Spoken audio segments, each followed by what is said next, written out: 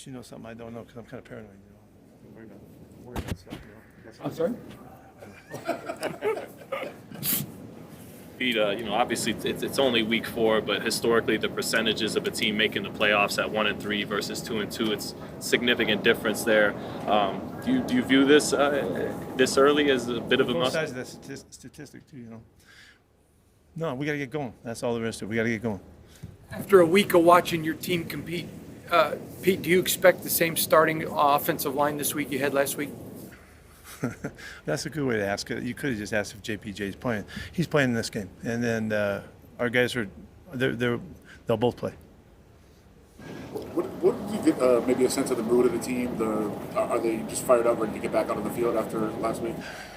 It's so much different this week from last week because of the style of practice we had to do because of the late game and all that kind of stuff on Monday. And this was a regular back to format schedule this week, and it was so much better. It was so much better. And I mean, we have a whole style of how we do it and expectations and standards and all that. We got to get right back to it, and so I'm really pleased with the week. It's safe to say Michael Mayer is going to be playing on Sunday.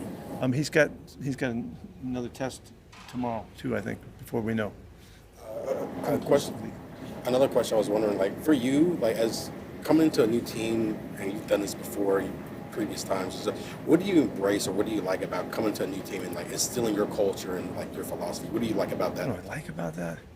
Well, I mean, this is kind of what I do, so so I really embrace all of it. I like every aspect of it. I like the teaching part of it. I like the challenge part of it. Of course, it's all about, sharing a whole way of looking at things, about always compete and how we do all of that. It's a central theme in the program. And so there's a whole process to it.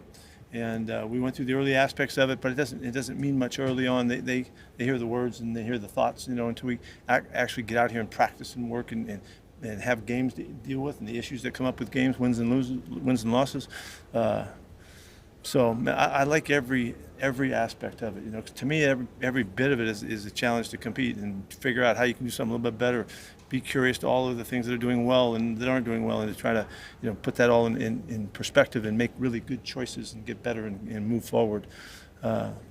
Also, since we're just kind of rattling on here, I also like through the process you get a chance to meet these guys, see them for the first time, start the process, and then see how they respond to the way that we do things, and then see how they respond to the games as we play it, and then to see how they respond to the games that go well and don't go well.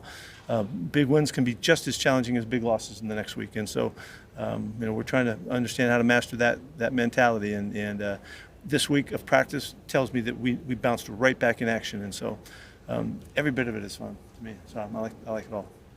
Last night, I'm not sure how much you watched the game. I know you're preparing for your own game, but there was a major special teams play at the end of the game on the kickoff that kind of helped swing the outcome of the game. They were short of the landing zone. Is that like another way to drive into your players how important every single special teams play is? Man. I guess how do you feel about how that? Yeah, I mean, it could have been that play. It could have been a PI. It could have been whatever, in a critical situation. Yeah, it's always the very next step you take, and that's the next play that you're faced with. It isn't about what just happened or whatever, and hopes that you are focused so that you can execute like we're counting on, and like your teammates are counting on. And so, the fact that they missed the landing zone on that kick, he's probably kicked thousands of balls that weren't there, and so that one got away, whatever. Yeah, but every play is crucially important, and you don't know which one's going to, spell, the aspect of the result of the game. So you got to play them all right to the max. Whether it's coincidental or not, but with the new rules for the kickoff, you look at last week, there were blocked kicks on field goals, there were returns, there were just a lot of big plays made on special teams. Yeah, Do you sure. think that because of what's going on with the kickoff, maybe there's a new light being shed or a new emphasis being shed just on special teams when you see that? I wouldn't think that. I wouldn't think that it affects everything because of the kickoff thing. It certainly affects the kickoff. It does affect our thinking and all that, but it doesn't affect how we punt the football and hit field goals and stuff like that. I wouldn't think. But it is the first couple weeks, just like when you're a new team, you show what you are doing, show who you are and what you're trying to get done, and the other teams get to take advantage of that. They didn't know. Like when you're a new team like us, they have to figure us out because they don't have last year. We can look at last year's film. We can look at Ben when he's coaching at Detroit. We have all kinds of different ways to go, and I think that you see a big transition maybe in the kicking game because it's 3 weeks old and everybody got a chance to see everybody, and it's pretty hard to hide it after a couple weeks.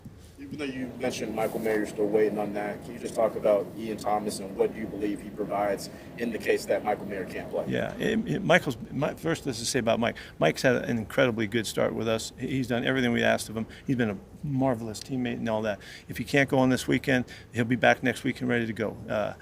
Ian has been right there every step of the way. It was a really fortunate get for us. He's got experience and background, versatility, all of that, and they really share those roles for us. So Ian will jump right in if Mike can't go, and will do a totally good job in his with his opportunity. So I'm not worried about that. I just want to make sure that Mike's right, and we take care of him.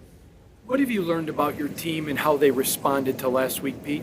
Well, I don't know. I just told you about what practice was like, okay? They totally came back and worked exactly the way we needed to. This is the championship week of preparation, Wednesday, Thursday, Friday. They did exactly what we needed them to do, and they did it with energy and juice and toughness and all of that.